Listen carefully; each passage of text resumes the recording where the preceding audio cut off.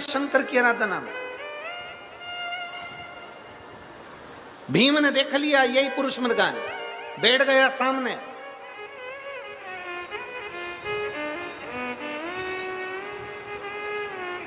बहुत अंतर है संस्कार और अहंकार, इन दोनों में बड़ा भारी अंतर होता है। संस्कार और अहंकार में बड़ा भारी अंतर होता है। संस्कारवान व्यक्ति स्वयं झुकता है और अहंकारवान व्यक्ति दूसरे को झुकाना जानता है।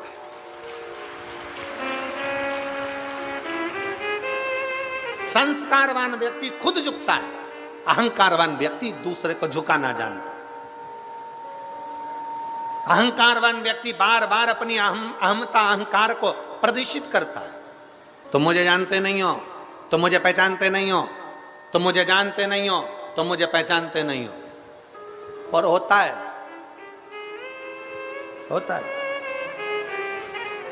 जिसको बहुत अहंकार होता है ना, और चिल्ला चिल्ला कर जो कहता है ना, तुम मुझे जानते नहीं हो, मेरा समय आन दे, मैं तुझे बताऊंगा कि मैं क्या हूं। तुम मुझे जानते नहीं हो, मेरा समय आन दे, मैं बताऊंगा मैं क्या हूं। और जो ज्यादा अहंकार में फूला रहता है, एक दिन उसके शरीर में कोई रोग लग जाता है, अटैक आ गया, दिल्ली ले गए, डॉक्टरों ने कह दिया इसका समय आ गया। डॉक्टरों ने कह दिया समय आ गया। जो कह रहा था मेरा समय आन दे, मैं बताऊंगा मैं क्या हूं, मेरा समय आन दे, मैं बताऊंगा मैं क्या हूं, एक दिन छाती में दर्द हुआ, दिल्ली ले गए, डॉक्टर ने कह दिया समय आ गया। अब बता क्या बताएगा, अब बता। समय तेरा था। शिव महापुराण की कथा कहती है, 5 दिन की शिव महापुराण की कथा आपके हापुड़ क्षेत्र में हो रही है। 5 दिन की शिव महापुराण की कथा ये उत्तर प्रदेश की पवित्र भूमि पर हो रही है।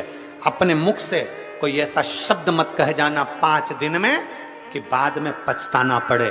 इसलिए प्रयास करना प्रेम से, दिल से, आनंद से शिव महापुराण की कथा हो जाए। कोई ऐसे शब्द का संबोधन न करिएगा। शिव तत्व है क्या, शंकर की कथा है क्या। एक पत्र है,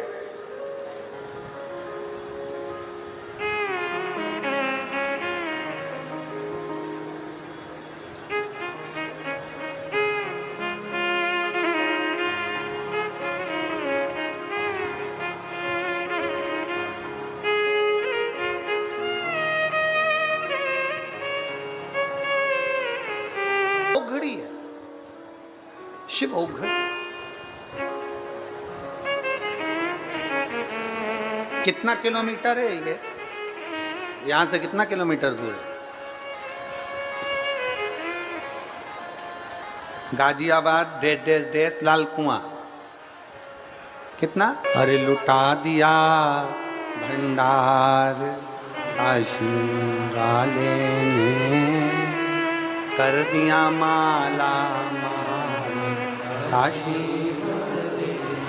शिव तत्व को प्राप्त कर, भगवान शंकर की अविरल भक्ति को प्राप्त कर, और शिव की अविरल भक्ति खाली नहीं रहती। अभी तो हमारे पढ़ने में 2-4 पत्र आए, नहीं तो पत्रों का तो यहाँ ढेर लगा हुआ है। जितना पढ़ सकते हैं उतना हमने पढ़ा। ऋषि पुरुष मृगा साधारण नहीं है।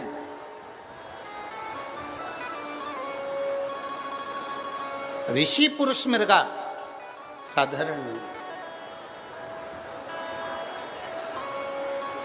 सामने मिल गए, भीम के सामने ऋषि पुरुष मृगा सम्मुख में मिल गए सामने। चलिए हाथ जोड़कर विनय करा। संस्कार और अहंकार दोनों में अंतर होता है।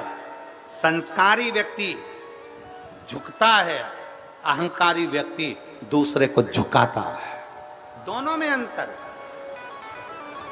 दोनों में अंतर। और शिव महापुराण की कथा हमेशा एक बात कहती है कि प्रयास करो अपने माता पिता गुरु शिव बड़ों के आगे, घर के बुजुर्गों के आगे, घर के बड़ों के आगे झुकने का प्रयास करो, झुकने का प्रयास। घर के बड़ों के आगे, घर के बुजुर्गों के आगे, माता पिता के आगे झुकने का प्रयास।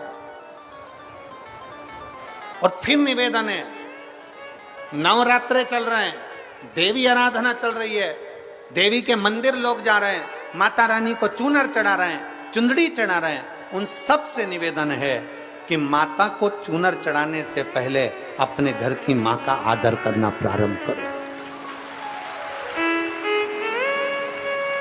माता को चूनर चढ़ाने से पहले अपनी घर की माता का आदर करना प्रारंभ करो। माता को चूनर चढ़ाने से पहले, भोग लगाने से पहले अपने घर के माता पिता का सम्मान करना प्रारंभ करो, घर के बुजुर्गों का आदर करना प्रारंभ करो, तो माता रानी भी बड़ी कृपा करेगी, बड़ी कृपा करेगी।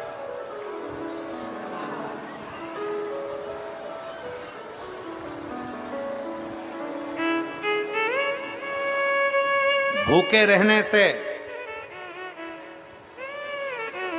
भगवान मिल सकता है क्या? जम के है? नहीं, भूखे रहने से भगवान नहीं मिल सकता। पर इतना जरूर याद रखना, जिस मुख से तुम भूखे रहे हो उसी मुख से अगर आप मीठा बोल दोगे तो परमात्मा मिल जरूर जाए। उसी मुख से,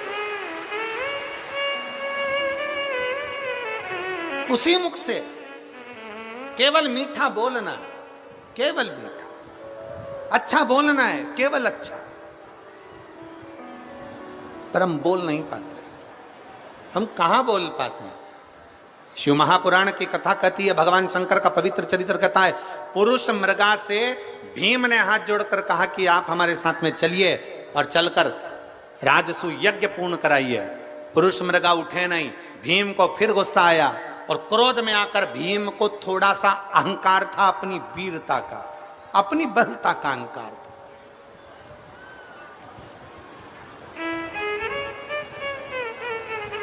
भीम ने कहा, भीम नहीं जानता कि ये किसके भक्त हैं। भगवान द्वारका नाथ ने जब भीम को भेजा था तब कह दिया था, भीम चूक मत होने देना, गलती मत होने देना, क्योंकि वो पुरुष मृगा साधारण नहीं है, शंकर का भक्त है। शिव महापुराण की कथा कहती है, शिव का यदि कोई भक्त है तो समझ लेना कि उसका निर्णय कोई दूसरा नहीं लेता, स्वयं शंकर ही उसका निर्णय करते हैं, स्वयं शिव करते हैं। शिव के सिवा कोई नहीं कर सकता। भगवान द्वारकानाथ ने कहा था, भीम जा रहे हो, भीम पहुंच रहे हो, पर इतना याद रखना कि पुरुष मृगा के संबंध में एक बात याद रखना कि वो शंकर का भक्त है। शिव का भक्त साधारण नहीं हो सकता। तो आप इतने सारी संख्या में आए हो, पंडाल में जगह नहीं है, पहले दिन आप इतनी हजारों लाखों की संख्या में यहां पहुंचे हो। अब तो सोचने वाला विषय हो गया कि दूसरा तीसरा चौथा पांचवा दिन कैसा होगा, विचारे नहीं।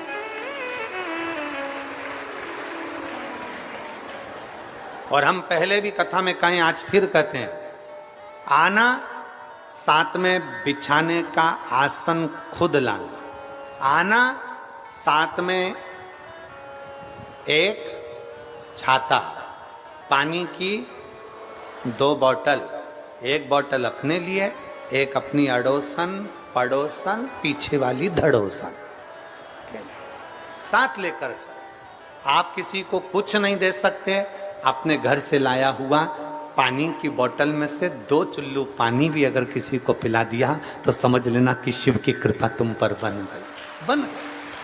अपनी सामर्थ्यता के अनुसार, अपनी सामर्थ्य।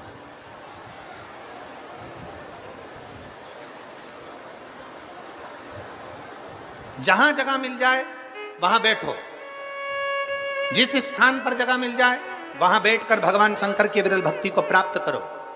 केवल 5 दिन में से भी एक दिन आज का निकल जाएगा, 4 दिन में से भी आखिरी दिन सवेरे 8 बजे से 11 बजे तक हो जाएगी और कथा विराम हो जाएगी। केवल 3 दिन मानकर चलो कि कथा का रस तत्व हम अपनी जिंदगी में उतारेंगे। जहां जगह मिल जाए वहां बैठकर भगवान शंकर की विरल भक्ति को धारण करना, दिल से बाबा से प्रार्थना करना, बाबा को निवेदन कर कर नमन कर कर उससे अपने दिल की बात कहना, सुनेगा वो।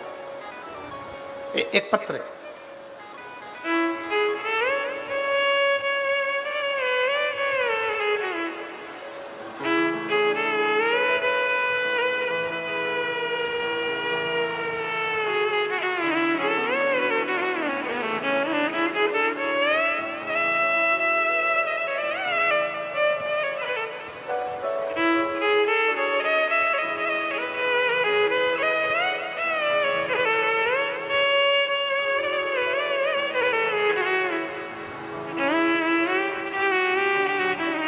मेरा नाम लक्ष्मी सैनी है, वेद प्रकाश सैनी, बेस्ट करावल नगर दिल्ली से आई हैं। मोबाइल नंबर ये है, कहीं बैठी हो तो हाथ हिला सकती हैं। मेरा नाम लक्ष्मी सैनी, वेद प्रकाश सैनी, बेस्ट करावल नगर दिल्ली से हैं। कहीं बैठी हो तो अपने दोनों हाथ हिलाइएगा। अगर कहीं बैठी हो तो हाथ हिला सकती हैं। शंकर भगवान के एक लोटा जल का मैं क्या गुणगान करूं गुरुदेव। पत्र को आप लोग एलईडी पर पढ़ सकते हैं, आस्था चैनल पर पढ़ सकते हैं। एक लोटे जल का मैं क्या गुणगान करूं गुरुदेव। मेरा सन 2012 में ब्लड कैंसर हो गया। हम 2-3 दिन हॉस्पिटल में गए मगर कुछ समझ में नहीं आया। फिर हमारा इलाज दिल्ली के सर गंगाराम हॉस्पिटल में शुरू हुआ। मैंने दवाई खाना शुरू कर दी और दवाई खाते खाते मेरा शरीर पूरा शिथिलता होता गया। तब आखिरी में इस कैंसर के समाप्ति का कोई बिंदु नहीं दिखा। तब 2022 में मैंने कथा सुनना प्रारंभ करी। जब आखिरी स्टेज पहुंच गया तब मैंने कथा सुनना प्रारंभ करी और कथा सुनते सुनते मेरे शरीर में इतना बल आ गया कि मैं शंकर के मंदिर जाना प्रारंभ करी। शिव जी के मंदिर में जाती, जल चढ़ाती, लोटा भरकर जल लेकर आती। बेलपत्री बाबा के मंदिर में नंदी के पास बैठकर बेलपत्र उठाकर बाबा से कहती, बाबा मुझे ब्लड कैंसर है, 2012 से इलाज चल रहा पर ठीक नहीं हो पा रही। आज पहली बार आपकी कथा वो सियोर वाला महाराज के कहने पर सुनना प्रारंभ करी और आपके मंदिर आना चालू करा। बाबा आपकी बेलपत्र को औषधि कर दीजिए। 2012 से दवाई खा रही हूं पर मेरा कैंसर नहीं मिटा, उसको मिटा दीजिए। बाबा की बेलपत्र खाना चालू करा, जल पीना प्रारंभ करा और सीहोर जाकर रुद्राक्ष लेकर आई और उसका पानी। एक लाइन अच्छी लिखी है, आप और हम गुनगुनाते हैं। मेरे बाबा दया करना, मैं तेरे भरोसे, ना घर के भरोसे हूँ, ना परिवार के भरोसे हूँ, ना घर के भरोसे हूँ, ना परिवार के भरोसे हूँ। मेरे बाबा दया करना, मैं तेरे भरोसे हूँ। भोले बाबा दया करना, मैं तेरे भरोसे। हम शिव के आश्रित हो जाए।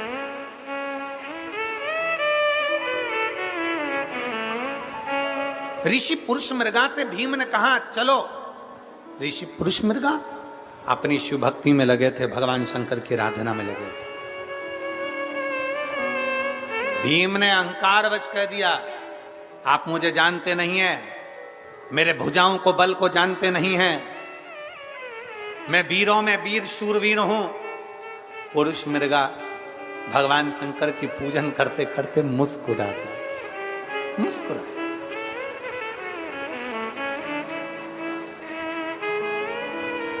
कोई अपना यशगुण गाए ना, कोई भगवान का यशगुण गाए तो अच्छी बात है, कोई अपने ही मुख से अपना यशगुण गाए तो फिर वो श्रेष्ठता नहीं।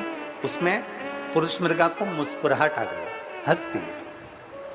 हंसे तो भीम को गुस्सा आया। भीम ने कहा कि बताओ गजब की बात है, एक तो मैं कह रहा हूं कि राजसू यज्ञ कराने के लिए चलो, ऊपर से यह हंस रहा है, मुस्कुरा रहा है, चलते ही नहीं।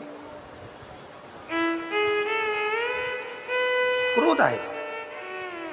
जैसे ही क्रोध आया भीम को याद आया कि भगवान द्वारका नाथ ने कहा था कि गलती मत कर देना नहीं तो वो निगल जाएगा, और हनुमान जी ने भी कहा कि गलती मत कर देना वो निगल जाएगा। मतलब ये कोई बैठा शंकर की आराधना कर रहा है, दिख तो सिंपल रहा है, दिख तो साधारण रहा है, दिख तो सरल रहा है, पर ये कोई हल्का पुल्का नहीं है, जोरदार है, ये कभी भी कुछ कर सकता है, इसमें कुछ ना कुछ बल तो है, कुछ बल तो है। एक